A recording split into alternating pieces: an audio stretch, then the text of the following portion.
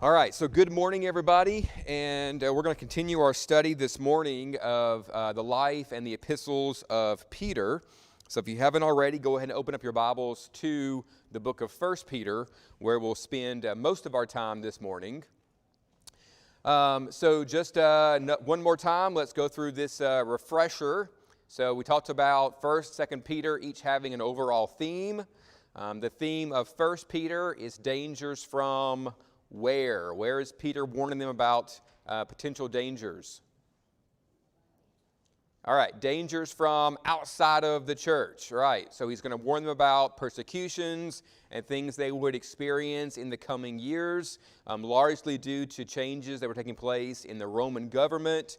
Nero was soon to be coming into power, and that would lead to a large persecution of Christians during that time. And a key verse for 1 Peter is 1 Peter 4, verse 16, which states, "Yet if anyone suffers as a Christian, let him not be ashamed, but let him glorify God in that name." And we see a lot of times in 1 Peter the use of the word suffer. It's used 14 times throughout the epistle, with additional words like testing and trials also being prevalent. In contrast, 2 Peter is going to be talking about dangers coming from inside the church. So largely, Peter was writing to them about false teachers and blasphemers. And a key verse there is 2 Peter 2 in verse 1, which states, "But false prophets also arose among the people, just as there will be false teachers among you, who will secretly bring in destructive heresies, even denying the master who brought them, bringing upon themselves swift destruction." And one of our key words from 2 Peter, as we'll see later on this quarter, is used 16 times, and it's the way that we combat false teachers and blasphemers. And what is that tool we need to combat the false teachings? Knowledge, exactly. So truth, understanding, knowledge. And that's what Peter will stress in that epistle as a way of dealing with the false teachers and the blasphemers.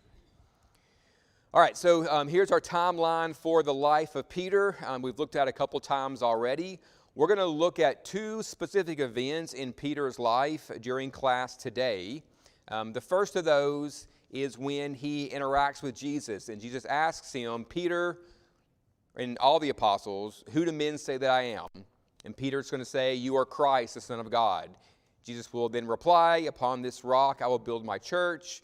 And that's also when he renamed Simon to be Peter. That's going to fall during the time that Peter and Christ were on earth together during those 3 years of Christ's ministry. And then we'll also look as well at an event that takes place after Peter preaches the gospel sermon on Pentecost, when he and John are arrested, and they are instructed by the Jewish leaders to no longer speak about these things. And they will say, "We can't help but speak about these things that we have seen and heard." So we'll spend some time on those two passages during our time today as well. All right, so we asked this question again last week, and so we'll review again today a little bit. So what are some of the evidences that Peter was a leader among the apostles and the early Christians? What are things that we see in the Gospels, within Acts, that give us indications about Peter's role in his leadership? All right, he would be the first to preach the gospel sermon on Pentecost to the Jews, and also to Cornelius and his family in Acts chapter 10.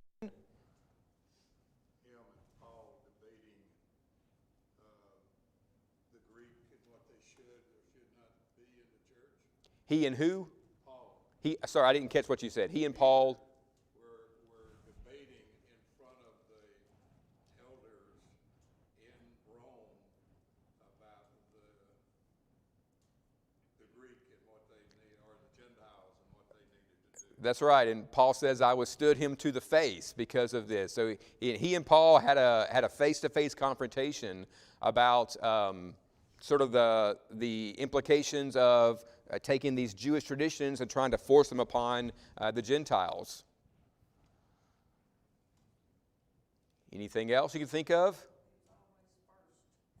That's right. In all of our list of the apostles, he was always the first one put in the list by several different authors and writers.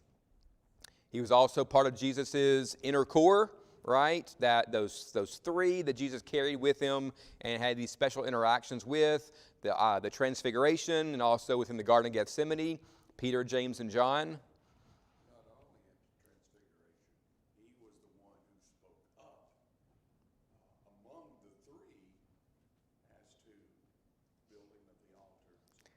That's right. So Peter was by nature a very impulsive person. He spoke oftentimes before he thought, and he got reprimanded for that on a few occasions.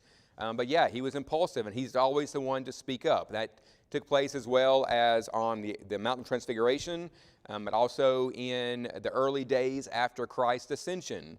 He was the one that spoke up and said, we've got to appoint another person to replace Judas. And that would lead to Matthias being appointed as another apostle.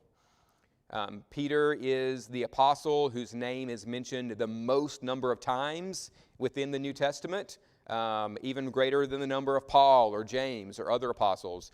Peter's name was mentioned by far the largest number of times in the New Testament.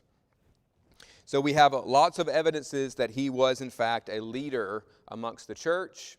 But we also know from stories about him that he was very impulsive, and he oftentimes spoke and acted before he really thought things through.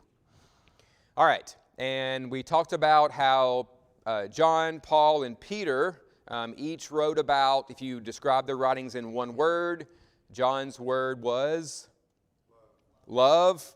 Paul wrote a lot about faith. And then one of the overall kind of themes across both epistles of Peter is this idea of hope. Hope to get you through the persecutions, hope to get you through the time we have on earth. All right, and then last week we talked about Peter making a plea for these early Christians to have hope and to love one another, as well as he asked them to be holy, to be set apart. All right?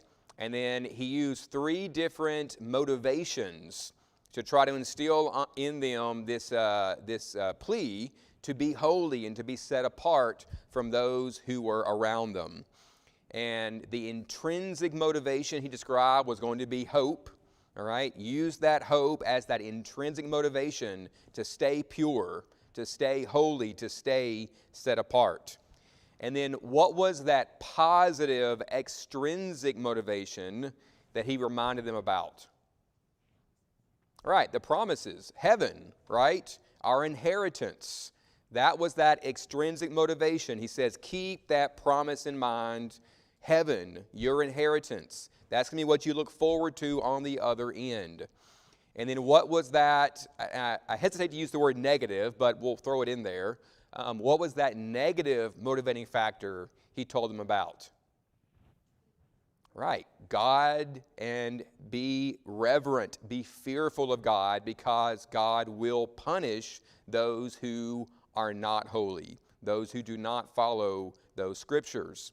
So hope, the promises, and that reverent fear of God are the three things that he uses to motivate these Christians to maintain their love for each other and also as well to be set apart and holy during their time on earth. All right, so for our class today, we're going to look at the next section of 1 Peter chapter 2, beginning in verse 4, and then we'll finish up chapter 2 today. And I've titled this lesson, A Royal Priesthood Upon the Cornerstone. All right, so this is an outline for chapter 2, all right? Chapter 2 is going to be all about Christian relationships.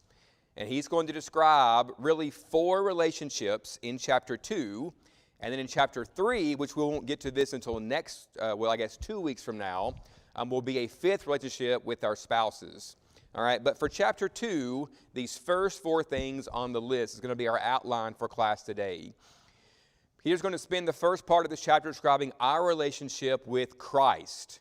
He's going to talk about the Christ being the cornerstone upon which we are built. And then we're going to switch over and talk about our relationships with the world. And then how we relate to civil authorities and government. And then finally, how we relate to our masters. He's looking specifically at the slave-master relationship, but this carries over into how we relate to, our teachers at school, our employers at work, anyone who has authority over us. What's our obligation, responsibility when interacting with those who have that kind of positions of authority? All right, so we're going to look at each one of these four in turn. And then again, chapter 3, he'll switch over to spousal relationships, but that will not be covered today. We'll cover that in 2 weeks because next week is a fifth Sunday, so we won't have class. We have a guest speaker coming in next Sunday. Okay, so let's read this first section right here, verses 4 through 10. As you come to him, a living stone, rejected by men, but in the sight of God, chosen and precious, you yourselves, like living stones, are being built up as a spiritual house, to be a holy priesthood, to offer spiritual sacrifices, acceptable to God through Jesus Christ. For it stands in Scripture, and this is a quote from Isaiah 28 and verse 16, "Behold, I am laying in Zion a stone, a cornerstone, chosen and precious, and whoever believes in him will not be put to shame. So the honor is for you who believe, but for those who do not believe," and he's going to quote from Psalm 118, verse 22, "the stone that the builders rejected has become the cornerstone, and a stone of stumbling and a rock of offense." That's from Isaiah 8, verse 14. "They stumble because they disobey the word, as they were destined to do." And then beginning in verse 9, "But you are a chosen race, a royal priesthood, a holy nation, a people for his own possession, that you may proclaim the excellencies of him who called you out of darkness into his marvelous light. Once you were not a people, but now you are God's people. Once you had not received mercy, but now you have received mercy." Psalm 118, verse 22 is a prophecy about Christ. And this prophecy is actually quoted several times throughout Scriptures and alluded to when not quoted directly. But that prophecy is using this analogy of Christ as being a cornerstone. Now, when I was a teenager, my dad and my mom decided they were going to go into the restaurant business. And so they were going to build a restaurant, and we operated a restaurant when I was, a teenager and throughout college. But we were going to build it ourselves. And so one summer, my brother and I and my dad, we built a building that was going to be a restaurant. And I remember digging out the footer for that foundation.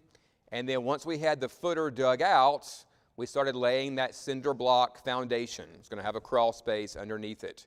And I remember my dad taking string and marking the four corners of the building, and then taking string and linking the four corners together.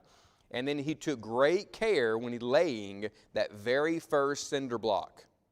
It had to be perfectly level. It had to be perfectly squared with the four corners of this foundation, because that one cinder block that was laid down would dictate everything else about this building. Would the floors be level? Would it be square, or would it have some weird off-square, shape to it? Was it pointing in just the right direction relative to the driveway and everything else? The cornerstone, that first block laid down, it carried everything else with it.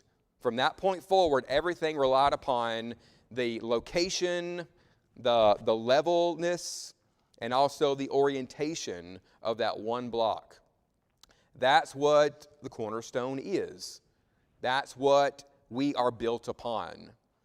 In these verses, Peter is using this analogy of us being a building, a temple of God. And we are being built up constantly. We are always learning and growing. We are being constructed throughout our time on earth. But the cornerstone for us, our building, is Christ. And this word cornerstone was used back in Psalm 118, and then it's referenced again several times in the New Testament.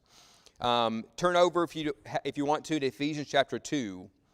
Ephesians 2:19 through 22.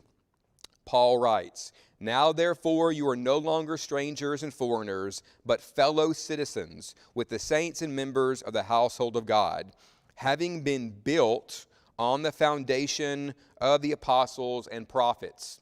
So the apostles and prophets, those men of God, they are our foundation. But who was the cornerstone of the foundation? Well, he says, Jesus Christ himself being the chief cornerstone, in whom the whole building, being fitted together, grows into a holy temple in the Lord, in whom you also are being built together for a dwelling place of God in the Spirit. Paul writes there that we are built upon the foundation of many men who came before us. Apostles, prophets, so many people have built our foundation. But one person was the key. One person was the cornerstone of that foundation, and that is Christ. Ephesians 4:16 is the theme for Asheville Road here in this calendar year. And what's our like 2 words for our theme for the year based on Ephesians 4:16? Fitted together, exactly. Christ is that central piece, and we are built around Christ, and our church collaboratively is also built around Christ. This theme of cornerstone is also used in Ephesians 4:16 as Christ being the center upon which we are all fitted together. 1 Corinthians 3:9 through 12. "For we are God's fellow workers. You are God's field. You are God's building, according to the grace of God given to me, like a skilled master builder. I laid the foundation, and someone else is building upon it." So once again, Paul is saying, I'm helping build your foundation, and others are continually building this building, which is you. "Let each one take care how he builds upon it, for no one can lay a foundation other than that which is laid, which is Christ Jesus." Christ is the foundation, the center of the foundation. And then later in that same passage, a verse that many of you have heard and quoted, 1 Corinthians 3:16 through 17, "Do you not know that you are God's temple, and that God's Spirit dwells in you? If anyone destroys God's temple, God will destroy him, for God's temple is holy, and you are that temple." So we are not just a building. We're going to carry the analogy one step further. We are a specific building. We are a temple. Now, what was the purpose of the temple or the tabernacle even in the Old Testament? What role did it serve? All right, it was a location of worship, exactly. The temple or the tabernacle, which was around before the temple, was a geographical location where the Jews could worship.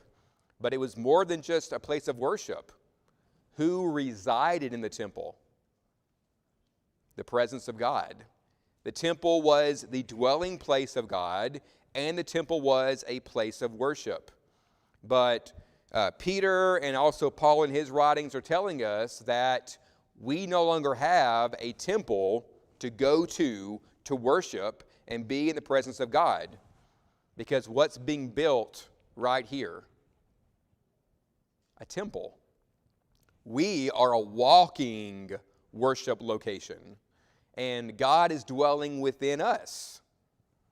We are the replacement of the temple of the Old Testament. We are being built up. Christ is our cornerstone. The apostles and the prophets laid the foundation. We're constantly being built over time, and we now are the location where God resides within us, and we no longer need a priest to go to and to act on our behalf by approaching God, because we have direct access to God. We are a royal priesthood ourselves. Linda. What does that mean about destroying the temple? Which Destroying ourselves? which verse are you looking at? What you just read, 16. 1 Corinthians 3:16. If anyone destroys God's temple, God will destroy him.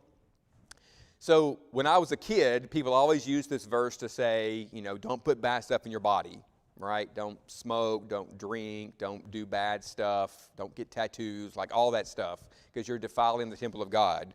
I don't think that's what Paul's really writing about in that case. Destroying the temple would mean destroying our relationship with God. When Rome came in and destroyed the temple, the Jews had no place to go to worship God. All right, and they had to resort to synagogues, and synagogues evolved from that lack of a temple. And God had no place, in theory, to reside within that most holy place. Well, we are the temple, so you can destroy us physically, but he's talking about, I think, a spiritual defilement of the temple. When we defile ourselves spiritually through sin, then God is not going to reside within us. So I think that's what he's referring to, is that spiritual destruction, defilement of the temple of God, rather than a physical defilement that some people kind of use that verse to imply. That's my take on it, at least. Other thoughts about that? Hey, Will, you said something here that I've never heard, but anyway, the way I feel is when I come to this building is a place of worship to God for me. And I think it should be treated as a holy place, that when we come to those doors, then sometimes when I come in here, I think I'm at a ball game. There's so much noise and, stuff going around. Then I try to meditate myself as I'm in the presence of my God. And I should respect him more than anything. Well, Should be first in my life, and that's the way I try to treat that. But as you know, there's a lot of things go on here. well, this is a building. I seem respectful as I've been taught last 50-something years. Yeah, well, I think it's important to remember that this is a physical building. It's a location where we assemble to bring worship to God. But why? So we can disrespect it. No, what I'm saying is, but why are we bringing worship to God? Why would you say this place is holy? Well, it's because of all the people that are here very close together. We are all temples of God. And when we all assemble together, you're bringing multiple temples of God together for a collaborative worship. Now, that could be done within this building. It could be done out on the parking lot or at someone's home. But the building is not the holy place any longer like the temple of the Old Testament was. We are the temples of God. So I think it's important to not dishonor this physical building because it is where we assemble together, and we think of it as being a special place because we know this is where we assemble together the first of every week and midweek on Wednesday to worship and to study. But we can't put too much emphasis on the physical building because it's not the holy place. We, as Christians, we are the holy place. Yeah, I understand that. But, the Old Testament, is for our learning. And if we read and study, what God expected out of those people back then when they went to the place of their worship. He expected something out of them, and they had to do what he said or he punished them. Then we designated, this place has been designated here for us as Christians to come together So are we coming in here and worshiping the world out there? We bringing all that in here with us? Is that what God tells us to do? Well, the next section is we're going to get on that very point. How do we relate to the world? So we'll move on to that point in just a minute. One other passage I wanted to bring up, and we don't have a lot of time to spend on it, but this idea of a cornerstone, I want you to think back to that dream of Nebuchadnezzar back in Daniel chapter 2. Nebuchadnezzar, remember, he had a dream of a statue with, a head of gold, and then the chest and arms, and then the legs and feet, and then what was cut out of the mountain that was going to destroy this statue? A stone, exactly. All right? So a stone cut out without hands struck the statue and destroyed it.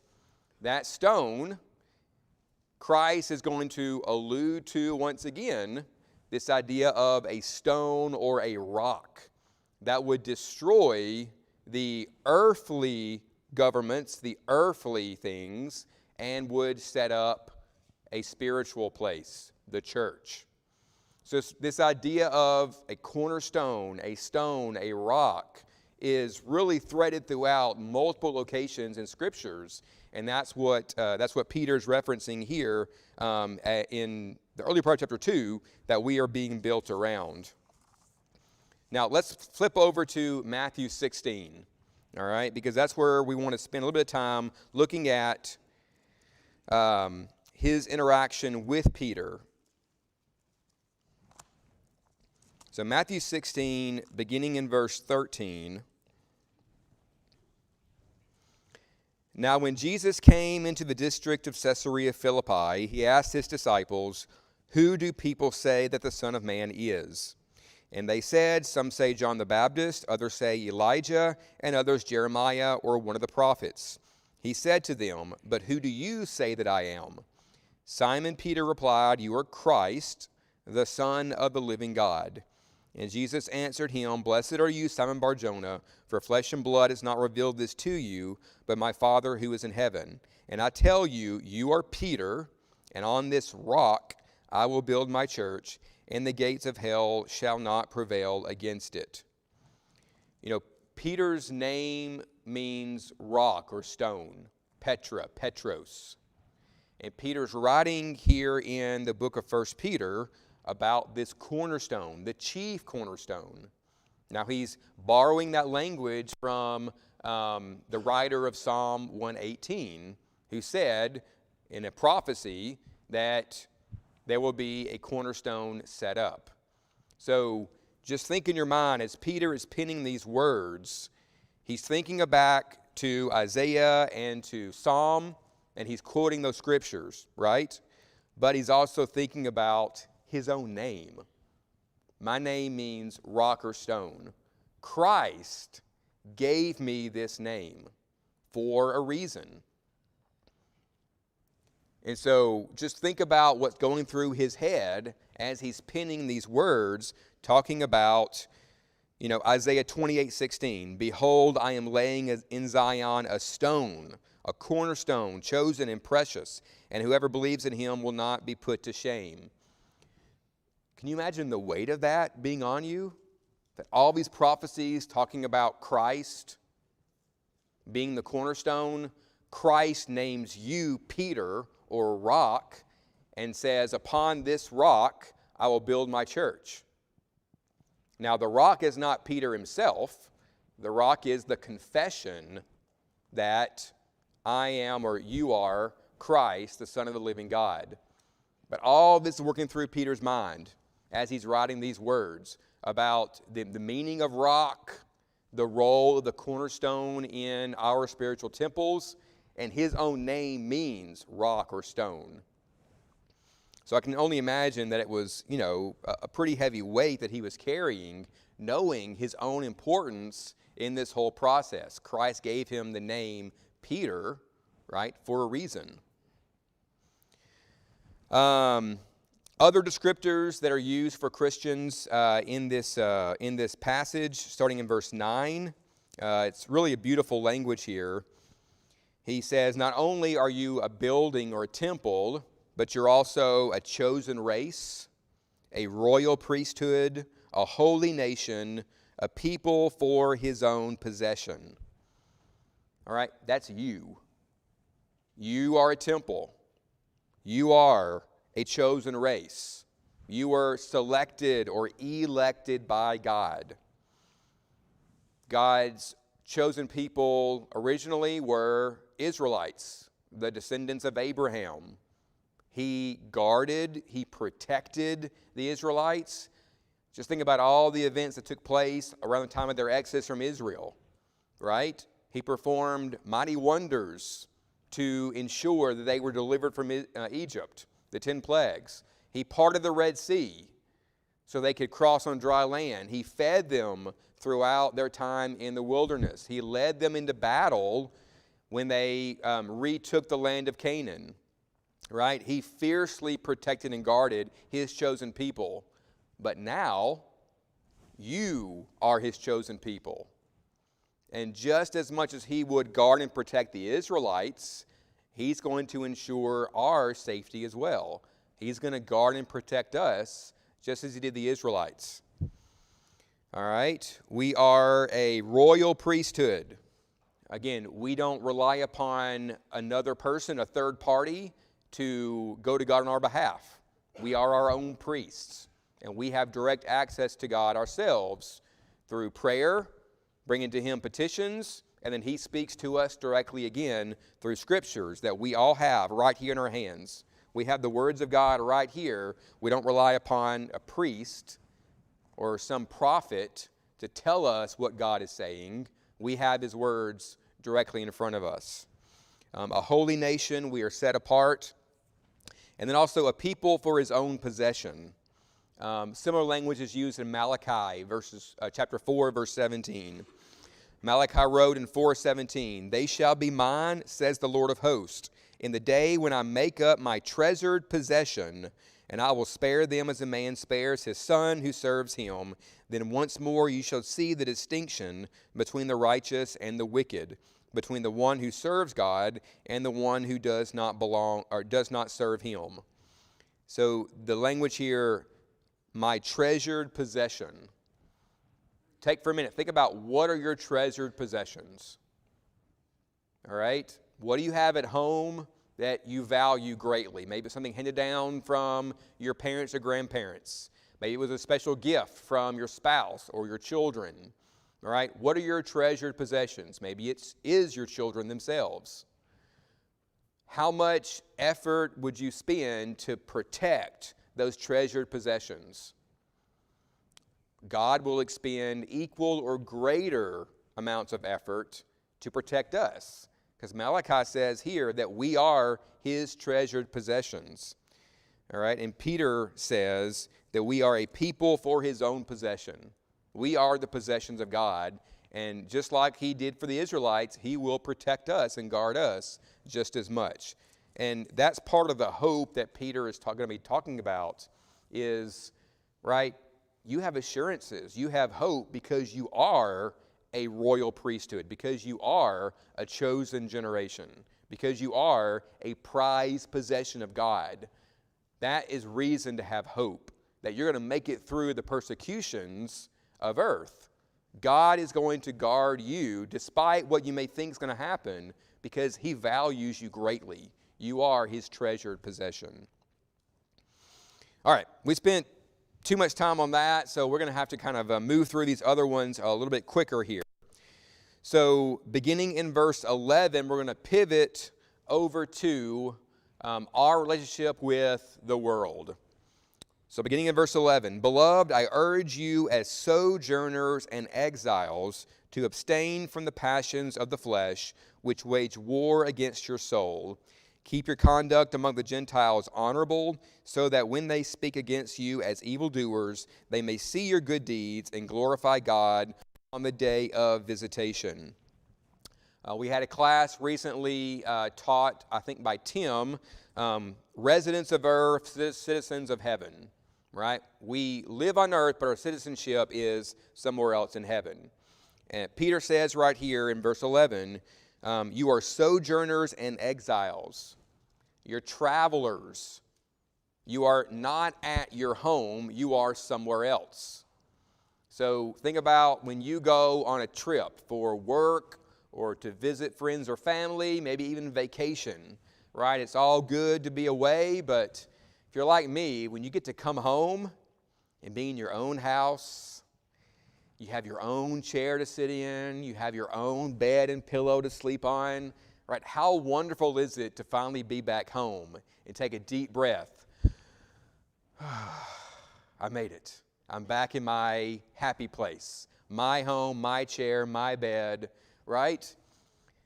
That's what he's saying right here is you are exiles. You're travelers here on earth. This is not your home, right? We sing that song. This world is not my home. I'm just a passing through, right? Our ultimate home is going to be in heaven. But while we're here, while we're visiting earth, we have some responsibilities. And he says, abstain from the passions of the flesh, which wage war against your soul. This idea of waging war against the soul, I like to watch movies and TV shows about like spies and like political intrigue. And, you always have this like scientist who, wants to defect away from a foreign country and come to the United States, right? He wants to give up his citizenship in some foreign, evil country and come over to the U.S. and become an American. He wants to defect, right? And then all these spies and governments are fighting over, they're battling for, right, who's going to get this guy or this girl and all what they know and what they can do, because they have valuable, knowledge or skill that both governments are fighting after. Satan is the exact same way. Satan is warring after our citizenship. We can be citizens of earth, or we can be citizens of heaven. Now, Christ has given us citizenship in heaven, but Satan is after us. Satan wants us to defect from heaven to earth. He wants us to flip our citizenship and become citizens of earth. But the encouragement Peter issues right here is abstain from all these evils, all these influences, all this sin that's going to pull you away and cause you to change your loyalties from heaven, from Christ and the church to earth. So that's a warning and an encouragement. And then he says later in that passage, the end of verse 12, that they may see your good deeds and glorify God on the day of visitation. So why? So not only to protect ourselves from giving up our citizenship, but we may actually help to cause others to defect back over to Christ. Our good deeds in the face of all this adversity, if we have a good attitude and our good behavior, people can see our good deeds, and that can influence them to defect the other way, to leave Satan and earth and defect over to heaven. All right, so then beginning in verse 13, we're going to move on to how we relate to our governments. And Peter writes in verse 13, be subject for the Lord's sake to every human institution, whether it be to the emperor as supreme or to governors as sent by him, to punish those who do evil and to praise those who do good. For this is the will of God, that by doing good you should put to silence the ignorance of foolish people.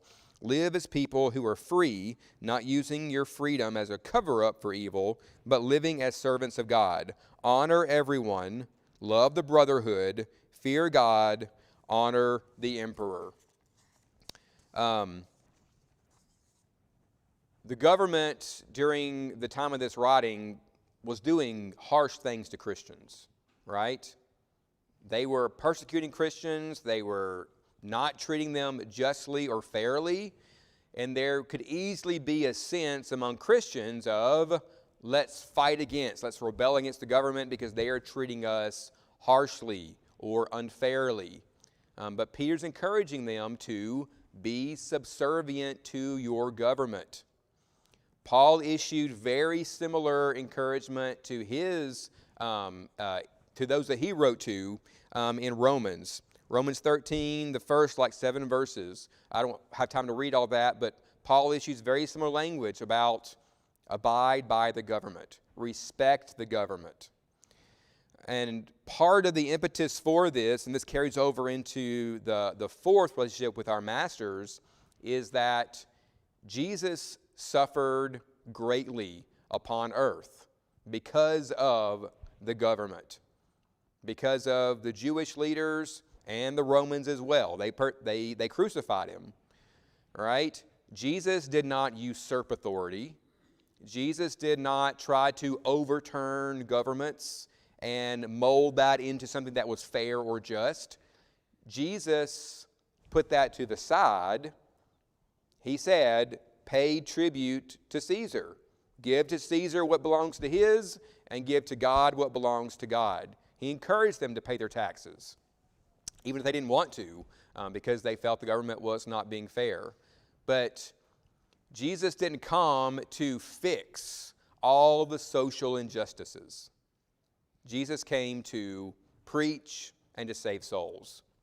And that's our role today as well, right? We are not here to try to fix all of these social issues around our country. We're not here to fix the government.